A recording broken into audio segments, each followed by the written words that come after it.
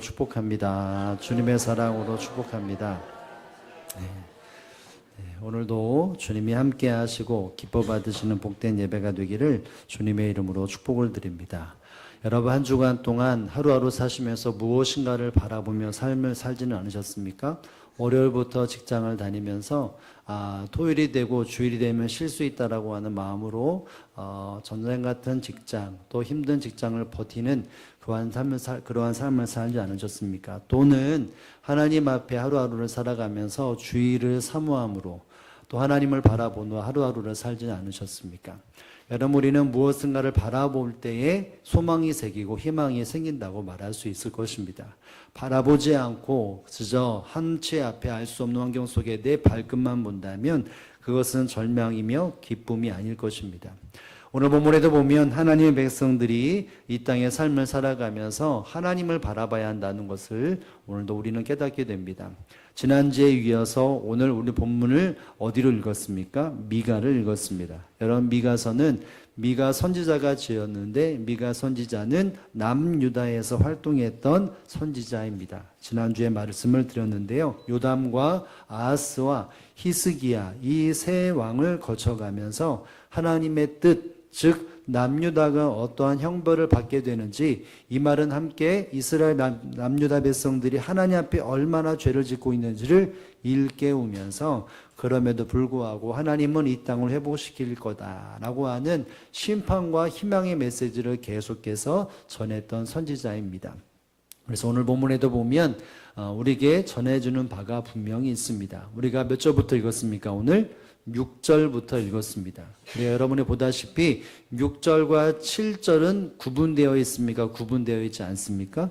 구분되어 있습니다. 6절은 1절부터 6절까지 한 문맥이 있고 또 7절부터 뒤에 한 문맥이 이어집니다. 그런데 왜 제가 6절을 읽었겠습니까?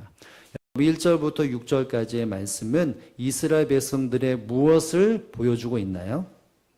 센스가 있는 분이라면 7장 위에 쓰여있는 글을 바로 보고 읽으셨을 텐데, 여러분 뭐라고 되어 있죠? 이스라엘의 부패, 택한 백성들이, 선민들이 하나님 앞에서 어떤 죄악을 가지고 살았는지에 대한 이야기를 말합니다. 아울러서 그 시대의 상황이 어땠는지를 우리에게 보여주고 있죠. 여러분, 6절의 말씀을 보며 남유다, 하나님의 선택하신 그 땅 가운데 어떠한 부패가 있고 그 상황이 어땠는지에 대해서 우리에게 기록을 하고 있습니다. 우리 6절의 말씀을 다 함께 한번 읽어봅니다. 아들이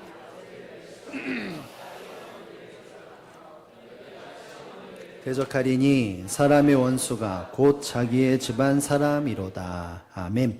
아들이 누구를 멸시합니까? 아버지를 멸시합니다. 딸이 누구를 대적합니까? 어머니를 대적합니다. 말도 되지 할 수 없는 며느리가 시어머니를 대적하는 일이 나옵니다. 하나님이 허락하시는 가정 안의 질서가 무너져가고 평안이 사라지고 있는 모습을 그리고 있습니다. 여러분, 이 모습을 본다면 가정이 무너져가고 있는 모습을 보게 되어지죠. 여러분, 가정이 무너지면 사회가 붕괴되고 나라가 붕괴가 되어집니다. 하나님의 말씀에 보면 자녀들은 부모를 공경해야 되고 부모에 대하여 잘못 행하는 자는 반드시 처벌하라는 것이 하나님의 말씀에 담겨 있습니다. 그럼에도 불구하고 하나님의 말씀이 통치되어져 가고 있는 남유다는 하나님께서 원하시는 삶을 살지 못하고 가정이 무너지고 사회가 무너지고 종교가 신앙이 무너지는 환경 속의 삶을 살아있다라고 말씀할 수 있습니다. 여러분, 그만큼 하나님의 선민이라고 말할 수 있는 사람들이 타락되어져 가고 그 모습 속에 희망과 소망이 사라져 가고 있는 모습에 처해 있다는 것을 우리에게 말해주고 있죠. 그래서 결국 무엇이 예견되어 있다라고 생각할 수 있습니까? 심판이 예견되어 있다는 것을 말하고 있습니다. 여러분, 가정이 무너진다는 것은 모든 것이 무너진 상태라는 것을 알 수 있습니다. 이와 같이 소망과 또 희망이 사라져 있는 이 남유다 땅에 이 미가 선지자가 고백하는 내용, 또 그가 말하고 있는 내용이 무엇입니까? 6절까지의 말씀에 보면 빛이 없고 어둠에 처해 있는 이스라엘 백성들, 소망이 없고 절망과 실패감이 모든 것이 멸망으로 치닫는 이 환경 속에서 미가가 말하는 것은 어떤 말이겠습니까? 우리 한번 7절 상반절의 말씀을 우리가 함께 읽어보겠습니다. 7절 상반절 우리 스크린을 보면서 읽을게요. 시작. 나를 구원하시는 하나님을 바라보나니. 아멘. 하나님의 심판이 예견되어져 있고 절망과 이제는 결국 모든 것이 망할 수밖에 없는 환경 속에서 미가 선지자는 말합니다. 나는 오직 여호와를 우러러보며 또 나를 구원하신 하나님을 바라본다라고 말합니다. 희망이 사라지고 소망이 사라진 상태, 이제는 멸망과 모든 것이 무너질 수밖에 없는 환경 속에서 미가 선지자는 말합니다. 그래도 나는 여호와를 우러러본다. 이 말이 뭔지 아십니까? 나는 하나님을 기다린다라고 말합니다. 하나님이 일하실 것을 기다린다는 것이죠. 그러면 나를 구원하시는 하나님을 바라보나니 라고 말합니다. 세상은, 환경은, 가정은, 미래는 막막하지만 이 미가 선지자는 말합니다. 나는 그래도 하나님을 기다리고 하나님만을 바라본다 라고 말합니다.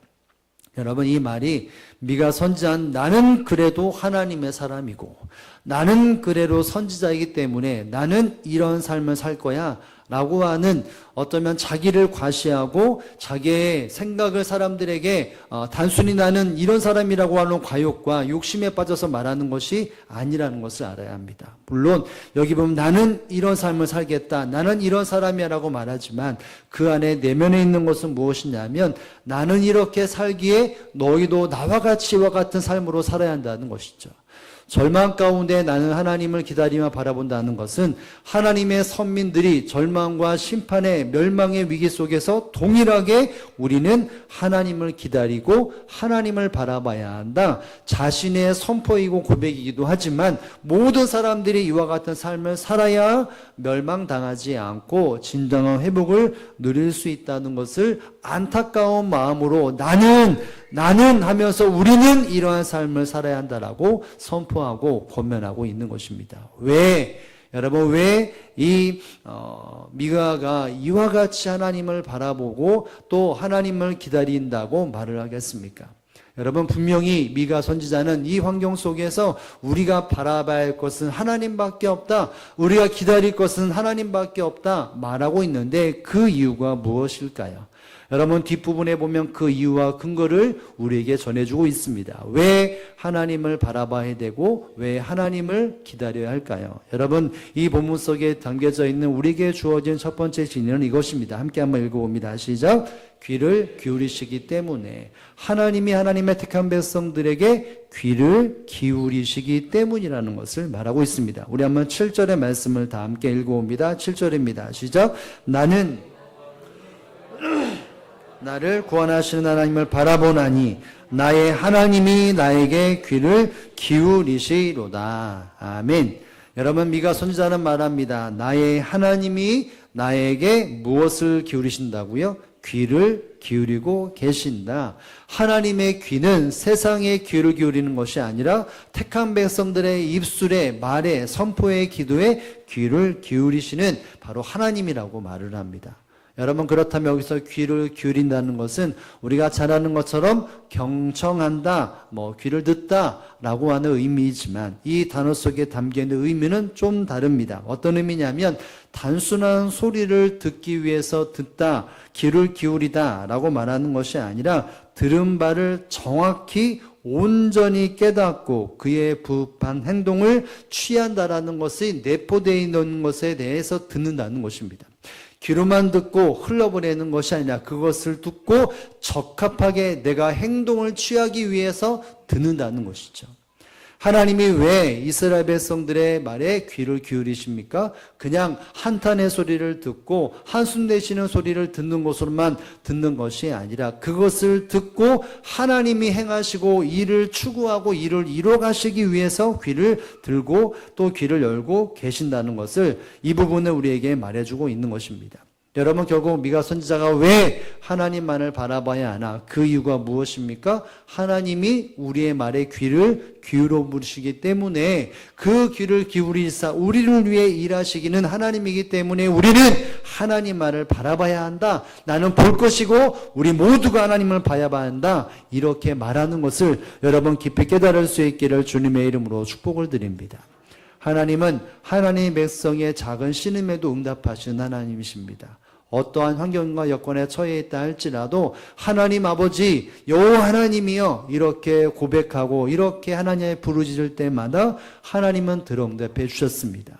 때로는 심판과 때로는 멸망의 이와 같은 저주의 손길을 행하시다가도 하나님은 그 귀를 백성들의 말에 귀를 기울이시사 그 진노를 거두시고 회복의 은혜를 허락하시는 분이 바로 여호와 하나님이라는 사실들을 알아야 합니다.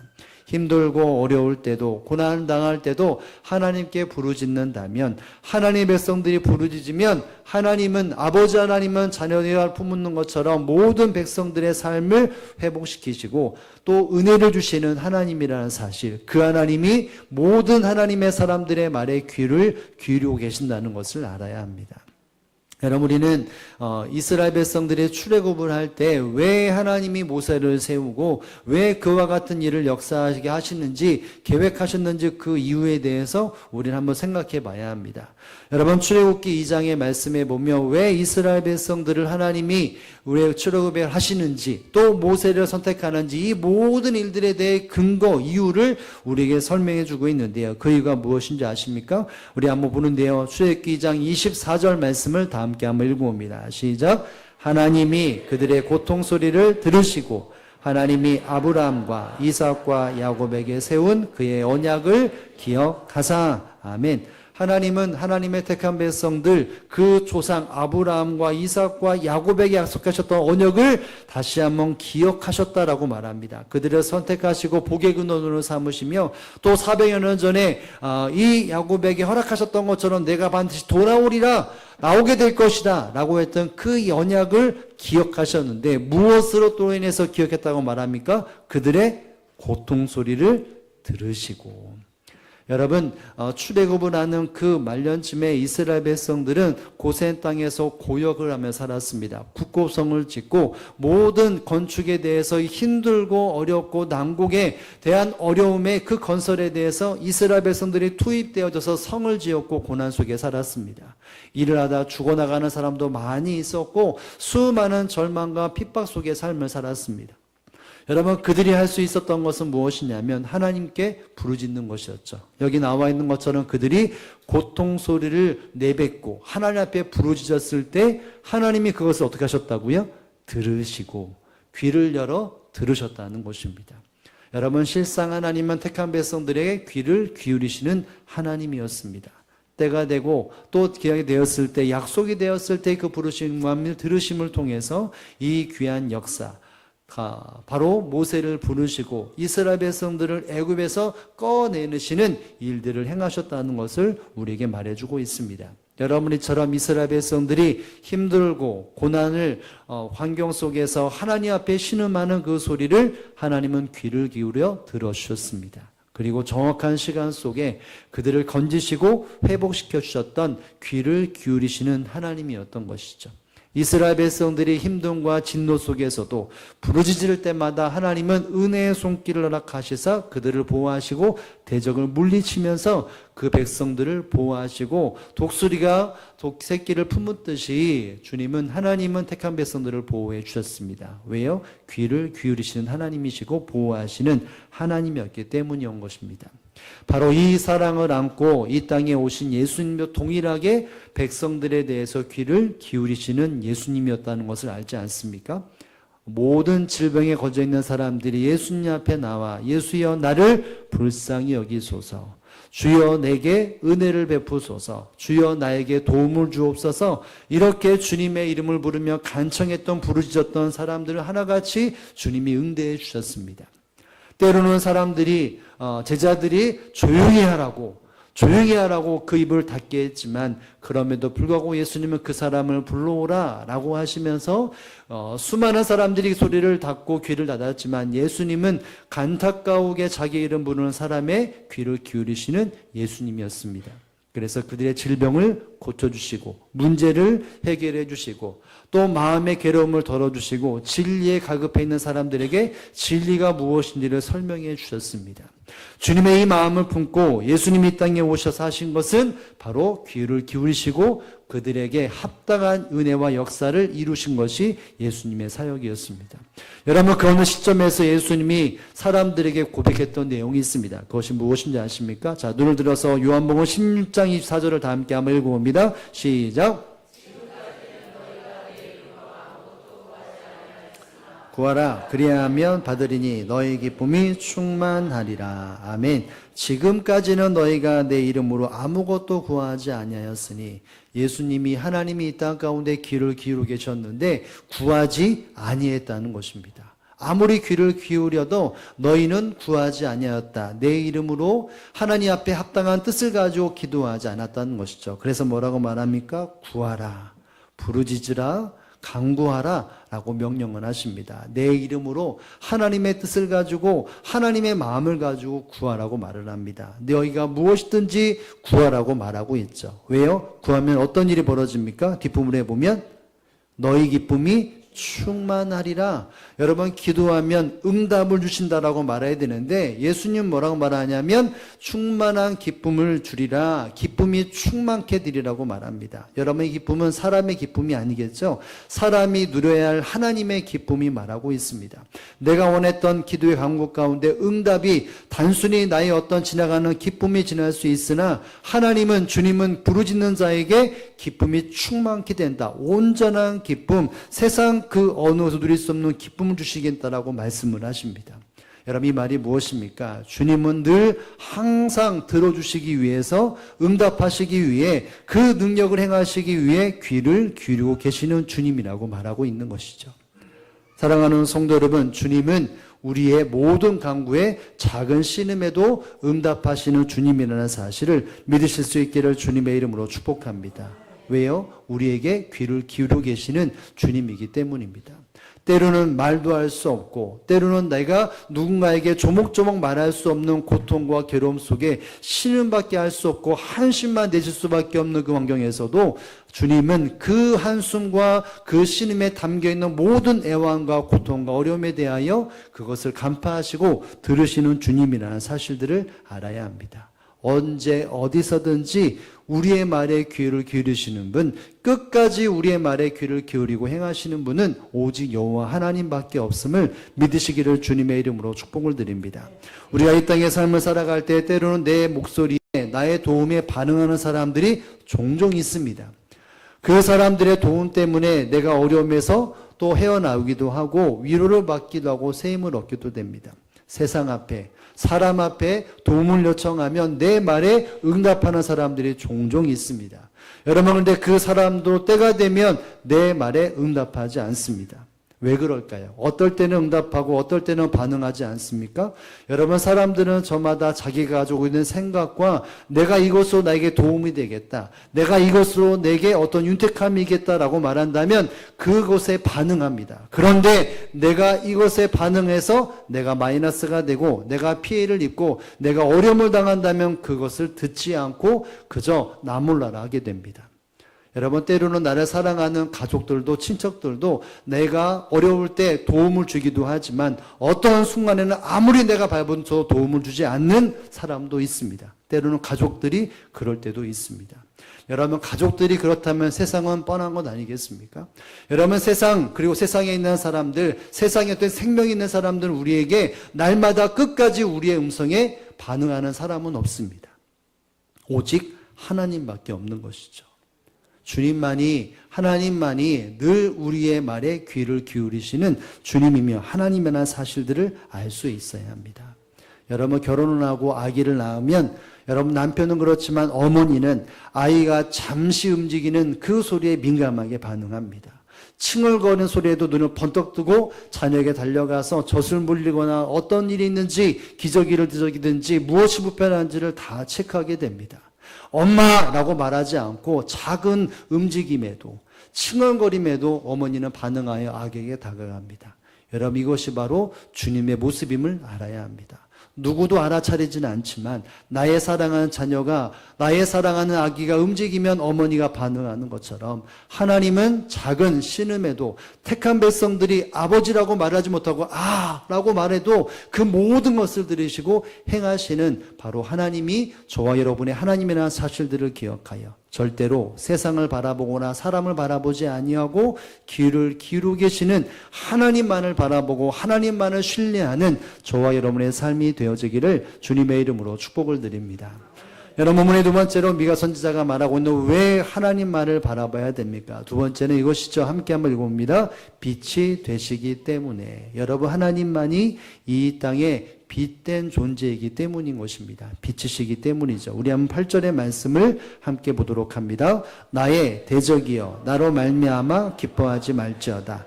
나는 엎드러질지라도 일어날 것이요 어둠에 대해 앉을지라도 여호와께서 나의 빛이 되실 것이미로다. 아멘. 하나님이 나에게 귀를 기울이시는 분이시기에 그가 다시 한번 고백하고 다시 한번 한 걸음 나가 말하는 것이 무엇입니까? 나는 엎드렸지라도 나는 일어날 것이다. 대적들아, 나는 이러한 존재라고 말합니다. 내가 힘들고 어려 넘어질다 할지라도 나는 일어날 것이라고 말하고 또 무슨 말합니까? 어두운데 앉아있을지라도 여호와께서 나의 무엇이 되신다고요? 빛이 되신다라고 말합니다. 하나님은 나의 빛이라고 말합니다. 여러분, 여기 보면 어두운데 앉아있을 때, 여러분 왜 앉아있습니까? 어둡기 때문에. 여러분, 어두운데 왜 앉아있습니까? 한치 앞을 볼 수 없기 때문인 것이죠. 달빛이나 어떤 반사되는 빛이 있으면 일어나고 움직일 텐데 내가 내 앞에 그 한 발치도 바라볼 수 없는 깜깜한 어둠이기 때문에 이 미가 선지자는 말합니다. 이렇게 어두운데 내가 앉아있을 정도로 암흑이 둘러싸여 있는 환경이라 할지라도 여호와께서는 나의 빛이 되실 것입니다. 여러분, 그 인생 속에 어둠이 꽉 차 있는 속에서 하나님이 빛이신데 자기 자신의 빛이라고 말합니다. 나의 삶 속에 암흑같이 칠흑 같은 환경 속에서 주님이 나에게 빛이 되어주사 내가 어떤 게 처해 있는지 어디로 가야 할지를 바로 빛 대신 주님이 나와 함께 하시고 그 빛이 되어주신다라고 말하고 있는 것이죠. 여러분, 하나님만이 택한 백성들에게 빛이 되시기 때문에 바라봐야 한다라고 말을 합니다. 그러면서 9절에 보면 이렇게 또 말하죠. 우리 9절의 말씀도 읽겠습니다. 시작. 내가 여호와께 범죄하였으니 그의 진노를 당하려니와 마침내 주께서 나를 위해 논쟁하시고 심판하시며 주께서 나를 인도하사 광명에 이르게 하시리니 내가 그의 공의를 보리로다. 아멘. 하나님의 앞에 심판을 받아야 할 부패 속에 있는 환경 속에서 그 환경 속에서 주께서 나를 인도하사 어디로 이르게 하신다고요? 광명에 이르게 하신다. 여러분, 광명이라고 하는 것은 쉽게 말하면 빛입니다. 나의 이 모든 환경 속에 주님께서 나를 인도하사 광명에 이르게 하신다. 여러분, 여기 중요합니다. 여러분, 빛으로 내가 보여서 가는 게 아니라 주께서 빛 대신 주님께서 나를 인도하사 나의 발걸음을 이끌어 주셔서 빛 가운데 이르게 하신다라고 말하고 있습니다. 깜깜한 환경 속에서 그 환경 속에 믿는 사람에게 빛이 되신 하나님이 그냥 멀리 바라보는 것이 아니라 그 주님께 이끌어 가시고 인도하신다는 것입니다. 내가 이것이 가야 될 곳이 있고 야 저긴 빛이야 인지력이 있지만 그곳에 이를 수 없고 갈 수 없는데 하나님께서 그곳으로 나를 인도하시사 빛 가운데 거하도록 인도하시고 함께 해주신다라고 말합니다. 사람이 능력이 있고 힘이 있어서 가는 것이 아니라 하나님이 허락하시고 인도해 주시기에 그 빛에 이르게 된다는 것이죠. 여러분, 하나님은 빛이시고 택한 백성들을 그 빛으로 인도하사 하나님과 함께하는 은혜를 베풀어 주시기 때문에 그렇기 때문에 이 미가가 뭐라고 말합니까? 그렇기 때문에 누구를 바라봐야 한다고요? 하나님만을 바라봐야 한다는 것입니다. 깜깜한 진흙 속에 무엇인가 소망과 도 없는 그 환경 속에 하나님만이 유일한 소망이시고 희망이신데 그것으로 하나님이 친히 내게 능력을 주셔서 행하는 것이 아니라 하나님이 친히 내 모든 것을 붙잡아 주셔서 이끌어 가시고 나와 함께 하신다는 것입니다. 그렇기 때문에 우리가 세상을 바라보는 것이 아니라 하나님만을 바라봐야 한다 이렇게 말하고 있는 것입니다. 여러분, 어쩌면 지금 형편에 처해있는 미가와 함께 했던 모든 사람들은 어쩌면 자기 나름대로 야, 내 인생의 빛이 이것이다 라고 하면서 삶을 살았을 것입니다. 내가 세상 사람들을 보니까 인생의 어둠 속에 이것이 빛이라고 쫓아갔던 삶이 우상이었고 세상의 방법이었고 자기의 판단과 욕심에 뒤끌려서 나는 빛으로 간다, 이런 마음으로 삶을 살았을 것입니다. 여러분, 이 말이 무엇입니까? 세상에는 빛이 있다는 것이죠. 그러나 그 빛은 온전하지 않는다는 것입니다. 무엇인가 굴곡되어지고 무엇인가 잘못 비춰져 있고 무엇인가 명확하게 알 수 없는 흐릿한 빛일 수밖에 없는 것입니다. 그것을 쫓아갔다가는 모든 것에도 절망하고 세월을 흘려보내는 하나님 앞에 온전한 삶을 살지 못하는 빛들이 얼마나 많냐는 것이죠. 그러면서 말합니다. 미가 선지자가 뭐라고 말합니까? 나의 빛은 여호와 하나님밖에 없다. 세상에 수많은 빛이 있지만 그 빛은 나의 소망과 희망이 되지 못하고 그것에 이끌려 내가 아무리 노력한다 할지라도 그 빛은 절망이요 패망이며 실패라는 것을 말하면서 우리의 모든 소망은 오직 예수 그리스도 하나님밖에 없다는 것을 바로 이 미가 선지자는 이야기를 말하고 있는 것입니다. 사랑하는 성도 여러분, 이 땅의 빛은, 온전한 빛은 여호와 하나님밖에 없다는 사실을 믿으실 수 있기를 주님의 이름으로 축복합니다. 세상 그 누구가 야, 빛이야, 이 빛대로 가면 잘 살 수 있어, 이렇게 서면 시대를 앞질러 갈 수 있고 이렇게 집중하게 되어지면 미래가 활짝 열릴 거야, 아무리 그렇게 말한다 할지라도 그 말대로 되는 일이 없다는 것을 알아야 합니다. 여러분, 세상의 말에 우리의 미래가 달려있다면 지금 우리의 환경과 우리 주변의 사람들은 못 사는 사람이 없고 괴로움의 처음과 고통에 처인 사람이 아무도 없을 것입니다. 세상의 그 어느 빛이 이 땅의 사람을 온전케 할 수 없는 것이죠. 오직 주님만이 빛 되시고 주님만이 온전한 길로 하나님의 택한 백성들을 이끌어 가신다는 것을 우리는 기억할 수 있어야 합니다. 여러분, 예수님이 어떤 분이십니까? 그리고 예수님이 어떠한 능력을 행하십니까? 이 본문의 주제와 함께 예수님은 직접적으로 수많은 사람들이 이렇게 말씀하셨습니다. 요한복음 8장 12절 말씀 다 함께 한번 읽어봅니다. 시작. 나는 세상의 빛이니 나를 따르는 자는 어둠에 다니지 아니하고 세상의 빛을 얻으리라. 아멘. 예수님께서 말씀하셨습니다. 나는 뭐라고요? 세상의 빛이다. 세상 가운데 비치는 온전한 빛, 회복의 빛, 생명의 빛이라고 말합니다. 그런 이 빛을 따르는 자는 어둠에 다니지 않냐고. 어디에 빛을 얻는다고요? 생명의 빛을 얻는다. 이 빛으로 순종해 나아가고 이끌림을 받는다면 생명의 빛을 얻는, 생명이 회복되어지고 하나님의 권능과 은혜 안의 삶을 살게 된다라고 예수님은 말씀하고 있습니다. 예수님 자신이 빛이고 택한 백성들을 이 빛으로 이끌어가 은혜를 누리게 하시는 것이 바로 예수님이라는 것을 우리에게 말해주고 있습니다. 예수님이 왜 이렇게 말하겠습니까? 자기 앞길도 모르는 수많은 사람들이 사람을 이끌어가다 보니까 모든 삶이 무너지는 것들이 너무나 많았기 때문인 것이죠. 앞을 못 보는 사람이 앞을 못 보는 사람을 손을 잡는다고 해도 그것은 온전하지 않습니다. 물론 뒤에 소경이 어떤 사람의 손을 잡는다면 안도감도 있겠지만 어디로 어떻게 갈지는 아무것도 장담할 수가 없는 것이죠. 여러분, 오직 우리의 모든 길을 아시는 그 주님이 우리와 함께할 때, 인도할 때 바른 길, 온전한 길로 갈 수 있는 것입니다. 지혜가 많다고 할지라도, 경험이 많다 할지라도, 말을 잘하는 사람이 있다 할지라도, 성견지명이 있다 할지라도 그 모든 인생의 길은 사람이 인지할 수 없고 발견할 수 없고 깨달을 수가 없습니다. 그것을 인지하고 어떤 길이 어떤 결과를 얻을지 아시는 분은 오직 예수님밖에 없다는 것을 알아야 합니다. 그 주님만이 우리의 현실을 알게 되고 깨닫게 하시고 전진하여 갈 수 있는 능력자라는 사실들을 알아야 합니다. 여러분, 그렇기 때문에 성도는 빛 되신 주님을 바라보고 따라가야 합니다. 왜냐하면 그것이 온전한 발걸음이고 또 온전한 나의 삶의 열매를 맺고 평안을 얻는 길이기 때문입니다. 묻지도 말고 따지지도 말고 주님, 빛 되신 주님을 바라보고 쫓는 자가 되는 저와 여러분의 삶이 되어지기를 주님의 이름으로 축복을 드립니다. 영국의 개간 시인인 테니슨이라고 하는 사람이 있습니다. 이분은 그리스도를 온전히 따르고 예수를 믿는 기독교인이었습니다. 이 사람이 어떤 친구와 함께 정원을 걸어다니면서 신앙에 대한 이야기를 나누었습니다. 길을 걸어다가 그 친구가 테니슨에게 이렇게 말합니다. 자네는 예수 그리스도를 어떻게 생각하는가? 라고 하는 질문을 했다고 말합니다. 당신에게 있어서 예수님이 누구이냐? 예수 그리스도가 누구냐? 라고 하는 질문을 하게 됩니다. 테니스는 바로 응답하지 않고 그 길을 침묵으로 걸어갑니다. 그러면서 그 화원 중에 정원에 가장 이쁘고 화려한 꽃 앞에 딱 서게 됩니다. 그러면서 말합니다. 나에게 있어서 예수 그리스도는 이 꽃과 또 하늘에 떠있는 저 태양과 같은 관계라고 설명을 합니다. 이 아름답고 또 향기가 나고 혈릇한 이 꽃이 태양이 있으므로 꽃이 피고 또 향기를 발하는 것처럼 내 인생의 모든 평안의 날 그리고 나의 모든 생명은 예수님이 나에게 빛이 되어 주시고 열을 주시기 때문에 내 생명이 나의 모든 것이 이루어질 수 있는 것이다 라고 설명했다라고 말합니다.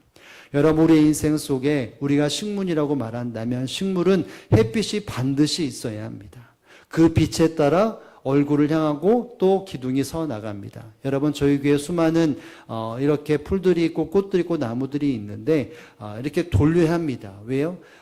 가지가 나고 또 꽃이 피면 빛에 따라서 태양에 따라서 열에 따라서 반응하기 때문에 놔두면 한쪽으로 기울어질 수밖에 없습니다. 그래서 돌리고 돌려서 골고루 이렇게 커나가게 합니다.